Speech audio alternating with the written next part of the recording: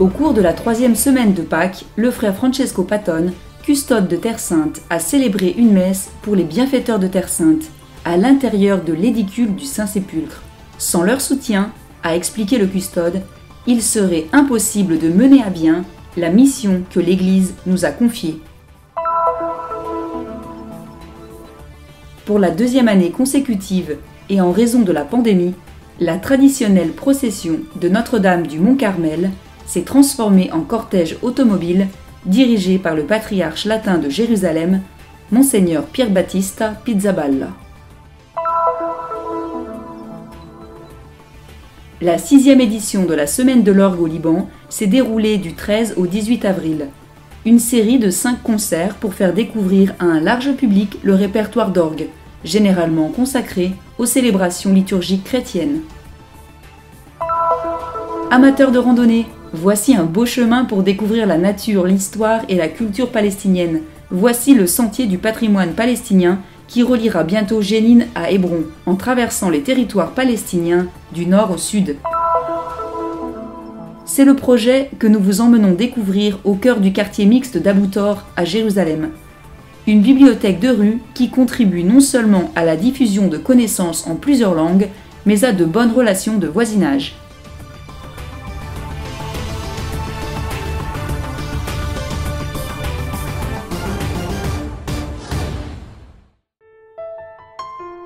Alors que l'esprit de la résurrection souffle encore sur la ville sainte, frère Francesco Patton, custode de Terre Sainte, a présidé, en ce mardi de la 3e semaine de Pâques, une messe dans le lieu le plus saint de toute la chrétienté, le Saint-Sépulcre, ce lieu où Jésus, par sa mort et sa résurrection, a vaincu le péché et la mort. La Sainte Messe a été célébrée à l'intérieur de l'édicule du Saint-Sépulcre, dans la chapelle de l'Ange, à l'endroit où, selon le récit de l'évangéliste Matthieu, l'ange était assis sur la pierre qui ferme le tombeau et apparut aux femmes pour leur annoncer la résurrection. Le custode a rappelé comment, dans cette basilique du Saint-Sépulcre, les franciscains gardent le lieu physique de la réconciliation entre Dieu et les hommes. Il a ensuite commenté par 2 enseignements fondamentaux les lectures du jour, rappelant que Jésus est le pain de vie et donne la vie au monde, et que le martyre d'Étienne nous aide à comprendre que dans le témoignage du disciple s'actualise le témoignage de Jésus, notre Maître. La consécration eut lieu juste au-dessus du tombeau, où le corps de Jésus a été déposé. Cette Eucharistie était toute particulière, car célébrée à l'intention des bienfaiteurs de la Terre Sainte. Le sens de cette célébration est de prier pour tous les bienfaiteurs de la Terre Sainte. Sans leur soutien, il nous serait impossible de mener à bien cette mission au bénéfice de la communauté locale et des pèlerins lorsque ceux-ci pourront revenir ici. Nous nous sentons redevables envers tous les bienfaiteurs. Nous ressentons comme un devoir de gratitude que de célébrer ici, en ce lieu le plus saint de toute la chrétienté, pour tous ceux qui nous aident et nous soutiennent financièrement. Ils nous permettent de poursuivre la mission que l'Église nous a confiée. Le custode de Terre Sainte et tous les frères franciscains portent aussi dans leurs prières les pays qui souffrent encore de la pandémie. Il est de notre devoir de prier pour l'humanité en souffrance. D'une manière ou d'une autre, ici, à Jérusalem, nous pouvons dire que nous entrons dans une phase de rétablissement, de résurrection et de sortie de la pandémie. Mais nous savons qu'il y a des pays qui souffrent encore beaucoup, des pays comme le Brésil et l'Inde, qui sont terriblement impactés, comme tant d'autres, un peu partout dans le monde. Prier pour les malades ici, sur le lieu même de la résurrection, a une valeur particulière, car cela éclaire, par la force de la foi et la vertu de l'espérance, ce chemin que certains pays parcourent encore pour sortir de la pandémie. Le custode a également prié pour le retour des pèlerins et des chrétiens du monde entier. Cette expérience de prière et de célébration à l'intérieur du tombeau de Jésus aide les chrétiens du monde entier à comprendre la valeur non seulement de Pâques, mais de la célébration eucharistique qui est toujours un mémorial de paix.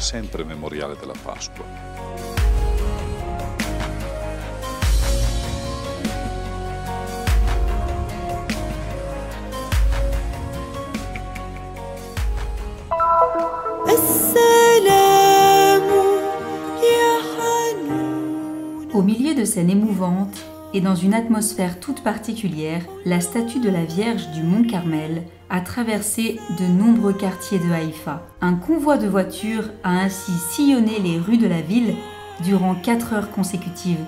Un cortège similaire à celui de l'an dernier est organisé suite aux restrictions sanitaires visant à éviter la propagation de la pandémie. La procession était conduite par la voiture du patriarche latin de Jérusalem, l'archevêque Pierre Battista Pizzaballa, accompagné de l'archevêque Joseph Matta, archevêque de l'archidiocèse d'Acre, Haïfa et Nazareth, pour les catholiques melkites. Je crois que la procession de Notre-Dame du Mont-Carmel est l'événement le plus important de la ville de Haïfa. À cette occasion, tous les chrétiens locaux se rassemblent et il est très important pour nous d'être d'abord unis en tant que communauté chrétienne, mais aussi de montrer le caractère chrétien de cette terre qui, en tant que chrétiens, nous appartient aussi. Nous faisons partie de cette terre et, par le biais d'événements et de manifestations publiques, nous démontrons notre appartenance et notre identité en tant que chrétiens ici. De nombreux fidèles se sont rassemblés sur les balcons de leur maison et sur le côté des rues en l'honneur de la Sainte Vierge. Ils ont demandé son intercession en entonnant un Ave Maria ou en dispersant des fleurs en son honneur. Une occasion pour beaucoup de confier leurs prières à Marie, un moment qui redonne aussi espoir et confiance à tous les fidèles. Je suis mariée depuis 12 ans et j'attends toujours ce miracle. J'espère que la Vierge Marie me donnera cette bénédiction. Et j'ai reçu cette fleur. C'est le signe qu'elle nous bénit.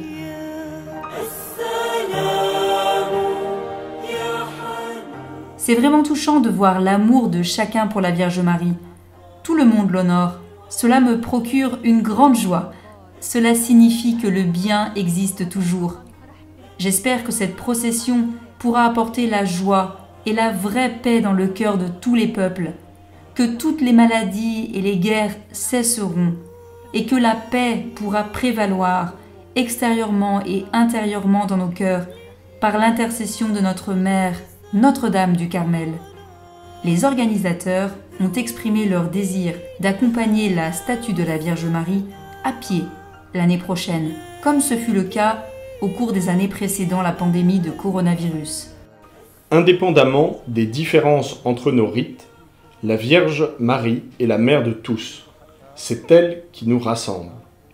Les gens viennent ici pour dire merci, pour démontrer leur gratitude au Seigneur et à la Vierge Marie pour les grâces reçues. Cette procession compte beaucoup pour moi, car je l'organise depuis plus de 20 ans. Je me sens vraiment habité par la présence de la Vierge.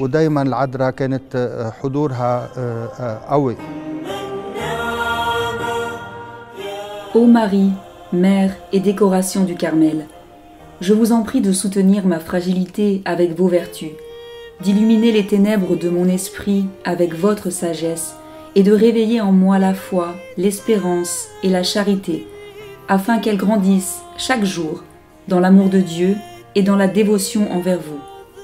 Le scapulaire appelle à moi votre regard maternel et votre protection dans la lutte quotidienne, afin que je puisse rester fidèle à votre Fils Jésus et à vous, en évitant le péché et en imitant vos vertus.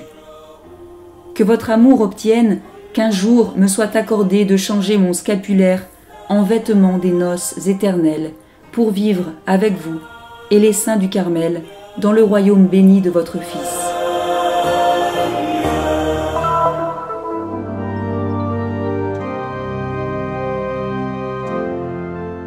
C'est le seul festival d'orgue qui se déroule entièrement au Liban. Et malgré les difficultés d'organisation dues aux restrictions sanitaires, sa 6e édition a pu avoir lieu. La semaine de l'orgue au Liban s'est tenue du 13 au 18 avril. Une série de concerts était organisée par l'école de musique de Notre-Dame University et le Terra Sancta Organ Festival, avec le soutien de l'Institut culturel italien et l'ambassade de la République tchèque au Liban. L'événement, auquel quelques spectateurs admis au dernier moment ont pu assister, était retransmis en direct par la chaîne libanaise Noursat. C'est comme un signe de renaissance. Habituellement, quand il y a une crise, le premier secteur à redémarrer, c'est la culture. Alors, nous voulions donner ce signe et nous tenions à réaliser ce festival cette année, malgré toutes les difficultés que nous connaissions.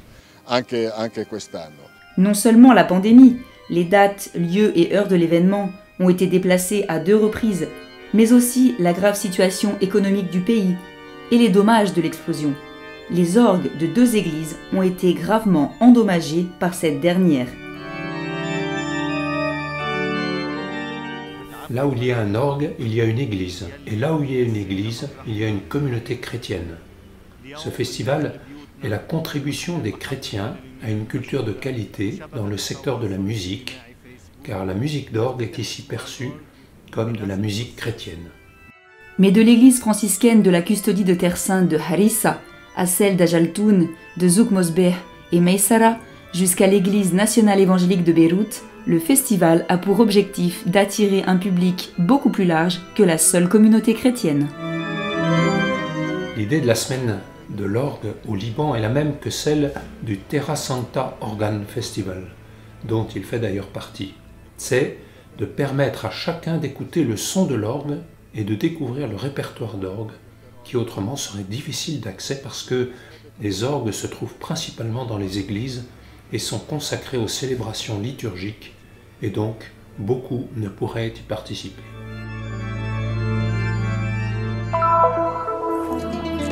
Alors qu'Israël annonce la réouverture progressive de ses frontières, nous vous emmenons à la découverte d'un sentier de randonnée, le Palestinian Heritage Trail, qui valorise la nature, l'histoire et la culture palestinienne. Il reliera bientôt Jénine à Hébron, sur 500 km du nord au sud des territoires palestiniens. Le dernier tronçon, d'une distance de 60 km, est en cours d'achèvement, grâce au projet CrossDev, financé par l'Union européenne.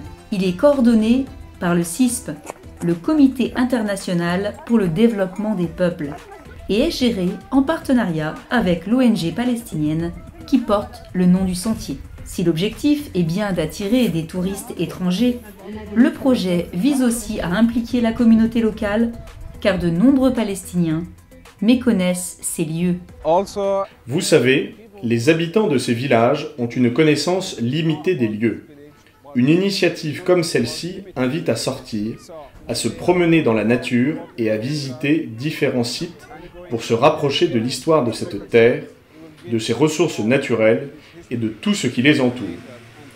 Depuis plus de 3 ans, je suis guide touristique pour l'association Palestine Heritage Trail. Ce dernier tronçon, je le connais comme ma poche. Je suis né dans le village juste derrière moi. Dominant le panorama, une dizaine de petits villages, à majorité musulmane, sont disséminés sur les collines. Des villages ruraux et peu connus, comme Karas, Betula, Tarkoumiya, Idna, Der Samit, Sourif ou Betawa. Et s'il ne faut pas manquer quelque chose à Sourif, c'est le maltout, une focaccia particulière que Hadil distribue au milieu d'un pré pendant que le thé chauffe sur le feu. L'ingrédient principal, c'est l'huile. Elle provient directement des oliviers de notre village, une huile savoureuse et saine. Et puis, il y a la farine, qui provient du blé cultivé dans cette bonne terre. Notre plus grand défi, c'est le mur de séparation, qui nous prive d'une grande partie de nos terres et de nos oliviers. Aujourd'hui, nous devons même demander une permission pour aller cultiver ceux qui sont de l'autre côté.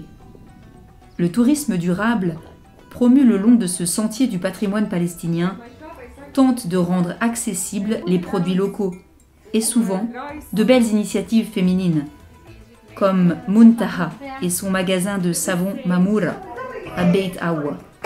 Des savons biologiques, faits main, avec des herbes de la région, tandis qu'au siège de l'association Beit Oula Women's, dirigée par Hannan, vous pouvez trouver de la nourriture et des tissus typiques, ainsi qu'une petite maison d'hôte. Et puis il y a Ishak, qui a grandi comme berger dans le désert du Negev et qui a été contraint de se réfugier dans son village natal, après la guerre de 1948. Il a ouvert un musée à Der Samit, avec des outils et des objets utilisés par les générations précédentes.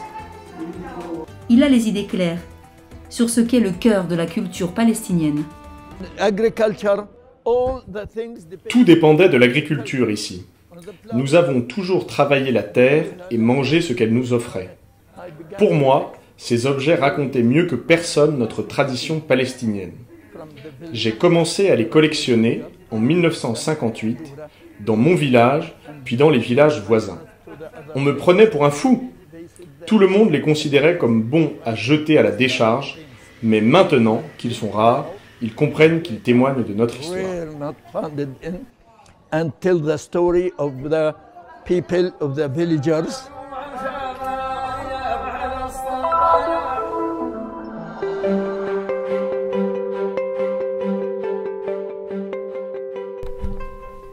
Juifs, musulmans et chrétiens vivent ensemble dans le quartier d'Abou Tor, situé au sud de la vieille ville de Jérusalem. C'est l'une des rares zones mixtes de la ville. Sur les quelques 15 000 habitants, au moins 13 000 sont de langue arabe. Les autres parlent hébreu ou d'autres langues étrangères. Afin de partager gratuitement des connaissances, mais surtout favoriser des relations de bon voisinage, un projet pionnier est né, une bibliothèque de rue en différentes langues. We are on the seam of the East and West Jerusalem, and until 1967, Nous sommes à la jonction entre l'Est et l'Ouest de Jérusalem, et jusqu'en 1967, nous étions divisés entre populations juives et arabes. En 1967, nous avons été réunis, mais depuis la première intifada, un mur virtuel s'est créé. Good Neighbors, en français bon voisin, est l'un des nombreux projets portés par une communauté locale rassemblant juifs, arabes, musulmans et chrétiens. Nous avons décidé que ce serait intéressant d'avoir une bibliothèque de rue, comme il en existe ailleurs. Et Laurie, qui arrange les livres et vous parle, est un exemple de citoyenne qui a su dire « Je veux voir changer quelque chose ». Et avec d'autres, elle l'a fait. and together with others, make it happen. Laurie a vraiment rendu possible cela. En se promenant dans le parc, les habitants ont la possibilité de s'arrêter et de profiter d'un moment de lecture. I'm actually a painter, an artist. Je suis peintre et artiste. Chaque matin, quand je marche vers mon atelier, je m'arrête ici pour voir si je trouve de nouvelles inspirations. S'il y a un livre, que ce soit un court roman ou un écrit dans le domaine des arts. Cela m'inspire de venir ici, de m'asseoir dans le parc pour lire un moment avant de retourner travailler. To browse and to continue. Cette bibliothèque de rue est née pendant la pandémie. When here in Israel, we were limited to 100. Quand ici en Israël, nous ne pouvions nous déplacer qu'à 100 mètres autour de chez nous, le monde est soudain devenu beaucoup plus petit qu'il ne l'était. J'avais des tonnes de livres dans ma cave et quand je pensais envoyer à la bibliothèque anglaise de Gaza, mais il était impossible d'expédier quoi que ce soit depuis la ville, et encore moins à Gaza. J'ai donc pensé que je devais utiliser ces livres. J'ai demandé sur un groupe WhatsApp du quartier si quelqu'un avait besoin de livres. Des enfants, des adultes, des gens qui s'ennuyaient, qui se sentaient seuls. J'ai pris mon caddie et je suis allée de maison en maison avec mes livraisons. Voici des livres pour des enfants de 9 ans, des enquêtes, de la fiction. J'ai fait cela pendant quelques semaines et puis je me suis dit qu'il devait y avoir une meilleure façon de poursuivre l'initiative. La réponse est venue d'une vieille station de bus transformée en bibliothèque de rue. You can see that we're in the middle of a park. So the city has. Nous sommes au milieu d'un parc. La ville possède ses anciens arrêts de bus, qui sont progressivement remplacés par des stations nouvelles et modernes. Au lieu de jeter ces anciennes stations à la décharge, beaucoup d'entre elles sont transformées en bibliothèques, comme celle-ci. Les habitants qui viennent à la bibliothèque peuvent trouver des écrits en anglais, en araméen, en hébreu, en arabe ou encore en français. Et il y en a pour tous les goûts. And whenever I walk by, I'm always peeking over to see is anyone using. Chaque fois que je passe, je viens jeter un coup d'œil. Qui sait si quelqu'un utilise cette bibliothèque? En général, la réponse est oui. Et il y a tous les âges, des petits-enfants aux aînés. Ce qui est bien, c'est que les gens amènent leurs enfants ici car il y a une aire de jeu.